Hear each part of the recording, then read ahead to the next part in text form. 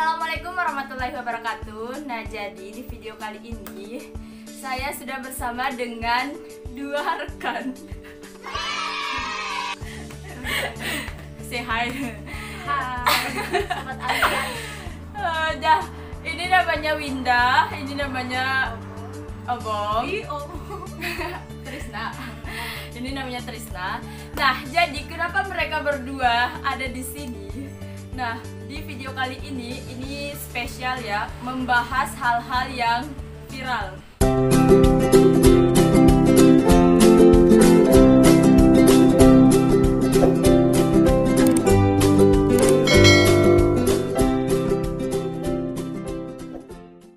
Nah, kemarin sangat hangat diperbincangkan dan sangat viral ya di media sosial, entah itu Instagram, Facebook, dan lain sebagainya, terkait dengan pernikahan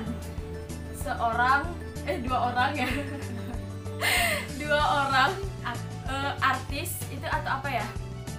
Ya pokoknya artis terus penyanyi ya. Yang lumayan terkenal gitu kan. Nah, ini adalah korban baper dari pernikahan siapa? Dinda dan Rim Bayang. Dinda Hau, entah Dinda Hau atau Dinda Hau dan Rim Bayang.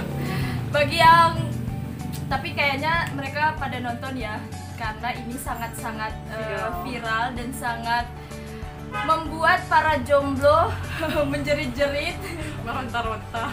Jiwa kejombloannya meronta-ronta disebabkan oleh pernikahan kedua artis atau selebritis ini ya.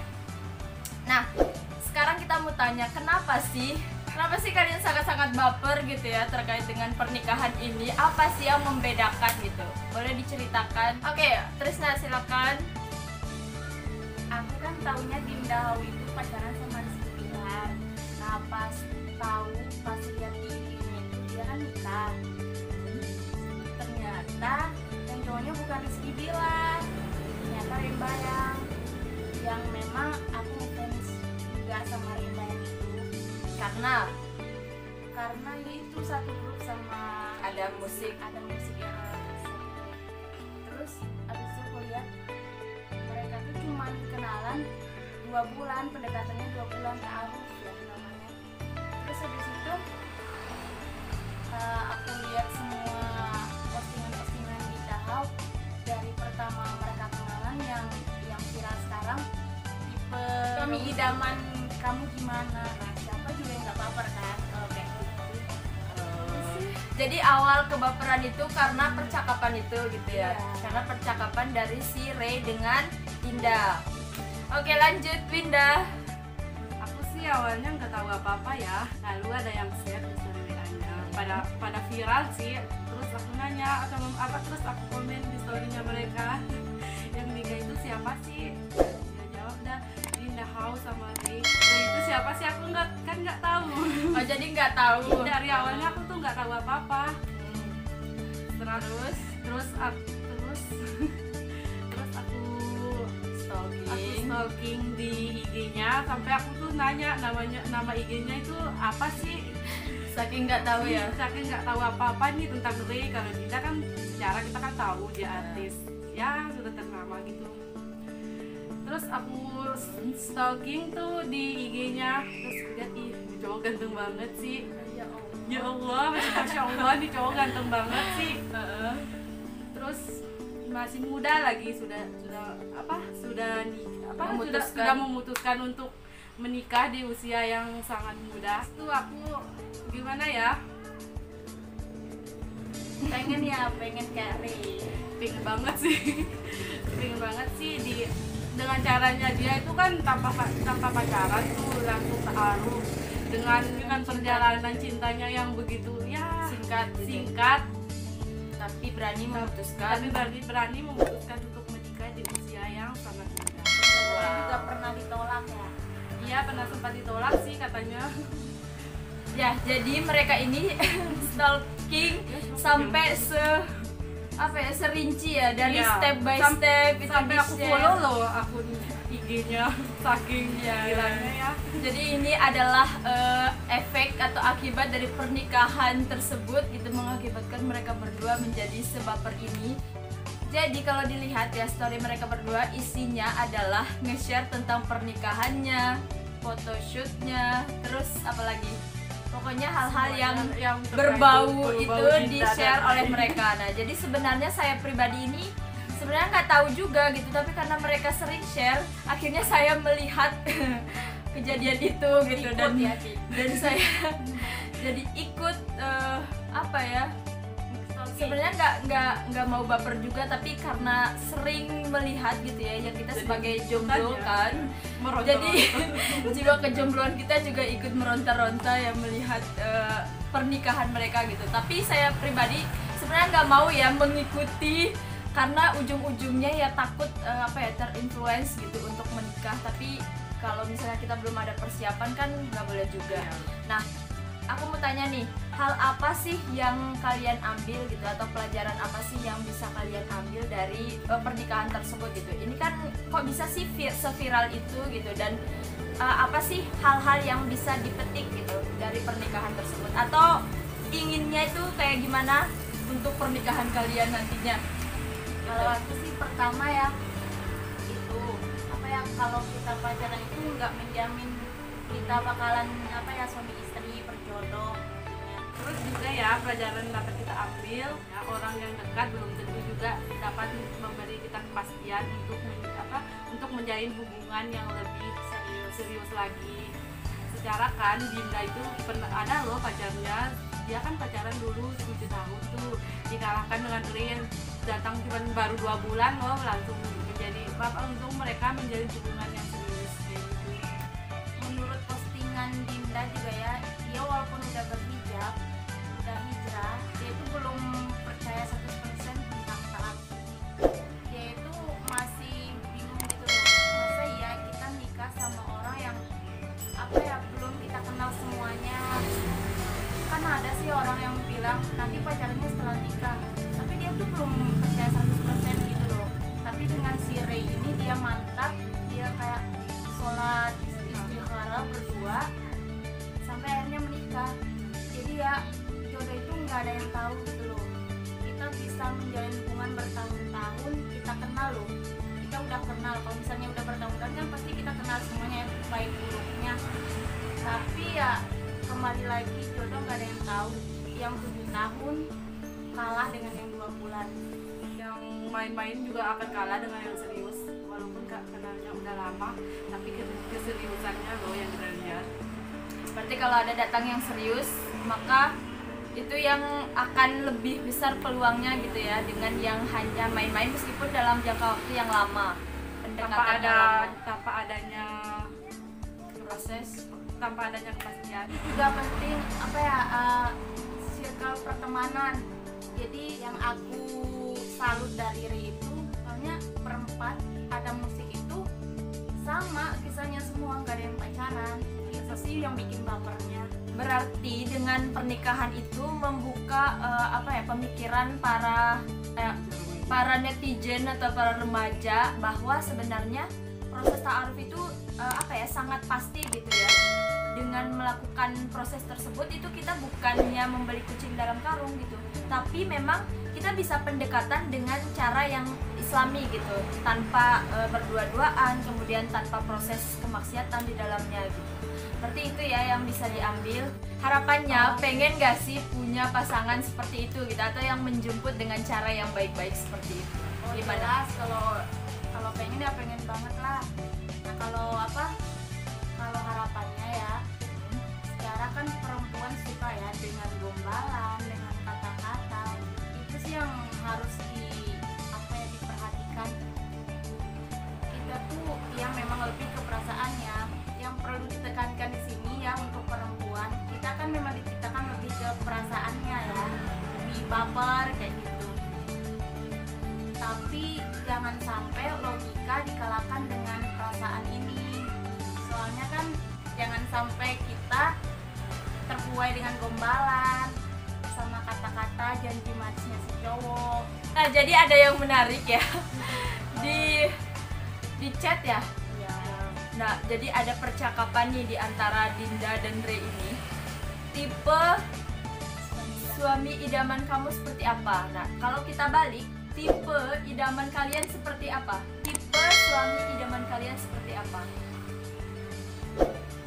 Ya manusiawi ya, pasti kalau kita cewek pasti maunya yang ganteng kayak gitu ya, Enak dilihat. ya enak dilihat, kan relatif ya, Ya, relatif. cantik ganteng itu relatif. Tapi sekarang setelah nonton Ray sama Dinda, aku jadi berubah tipenya. Yang bisa masak mie. Aku bisa masak mie pakai telur Masih juga. dibucinin ya. Yang gimana ya, yang akhlaknya bagus, yang agamanya bagus. Soalnya kan kalau udah agamanya bagus, semuanya bakalan tertata. Dia bakalan tahu kewajiban seorang suami itu apa, nafkahin, bertanggung jawab.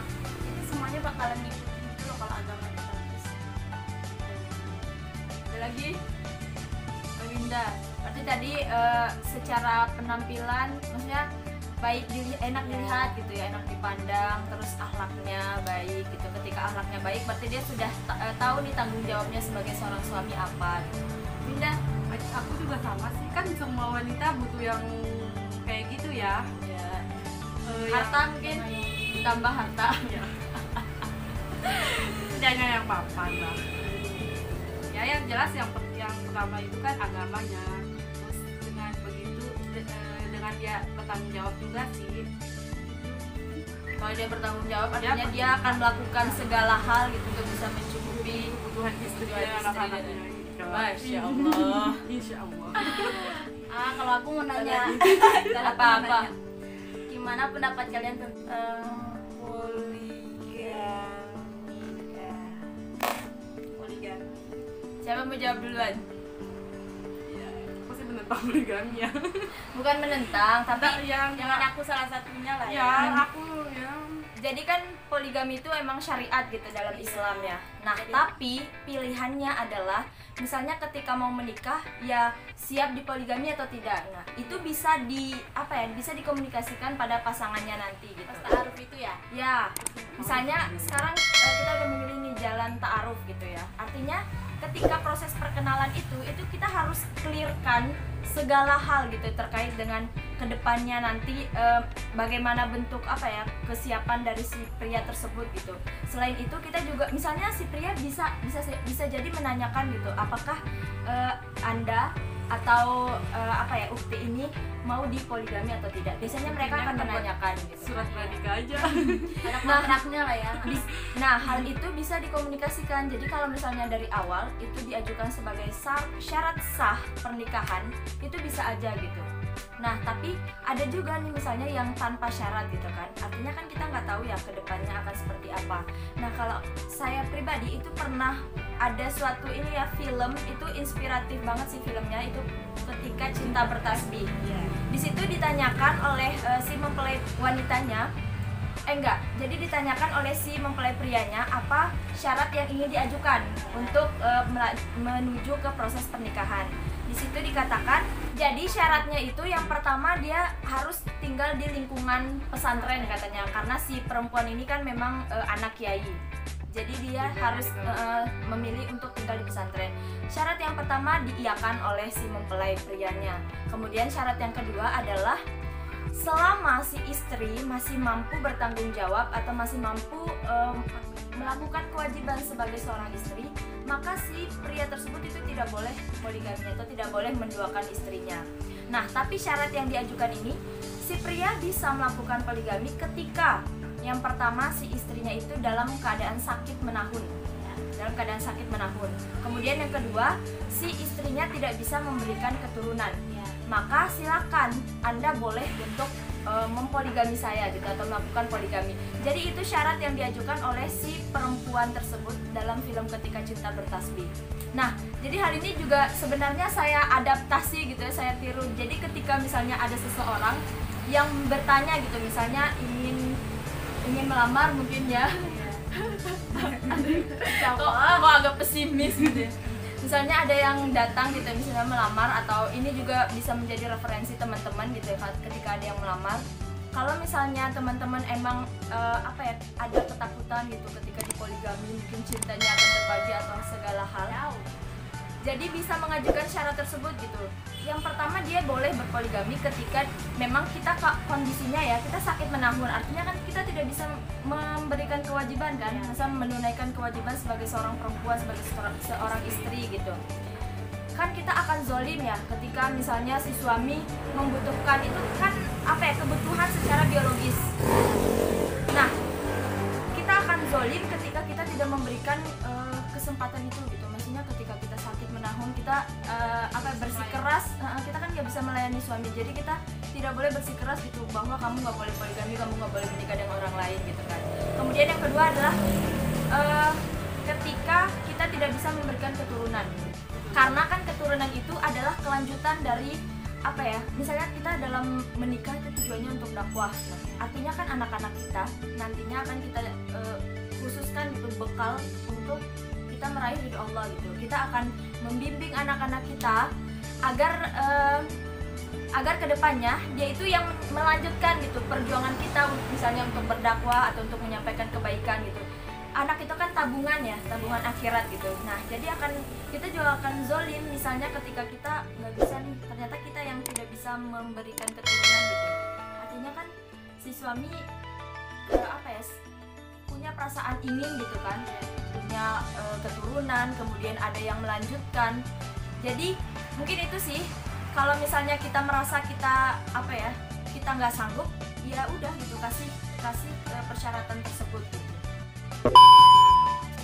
Nah, jadi itu seputar poligami. Jadi itu yang kita tahu ya. Mungkin kalau teman-teman kita juga nggak punya ilmu untuk menyampaikan itu, tapi itu dari referensi-referensi yang kita baca atau yang kita tonton gitu, dan semoga ada hikmahnya gitu ya yang disampaikan. Oke, itu aja ya. Ada lagi mungkin yang mau disampaikan? Nanti di belakang layar. Nah teman-teman, jadi itu dia ngobrol ya singkat ya, tapi semoga ada pelajaran yang bisa diambil. Yang pertama, dari mulai ta'aruf tadi gitu, ada pengertian yang sebenarnya lebih jauh sih dari sekedar perkenalan gitu. Mungkin teman-teman bisa baca sendiri atau mungkin nonton kajian dari ustadz-ustadz yang lebih mumpuni ya daripada kita gitu. Nah, kemudian persepsi terkait dengan tadi disentil sedikit tentang poligami gitu ya. Nah, jadi silakan teman-teman juga cari referensi gitu. Mungkin yang sekarang masih single atau masih jomblo gitu ya, single lillah. Silakan cari referensi apa sih tujuan pernikahan menurut teman-teman gitu ya. Nah, mungkin itu aja. Terima kasih sudah menonton. Silakan dipromosikan. Jangan lupa untuk like, comment, share, dan subscribe di YouTube Liza Zanayeta. Terima kasih sudah menonton. Sampai jumpa. Assalamualaikum.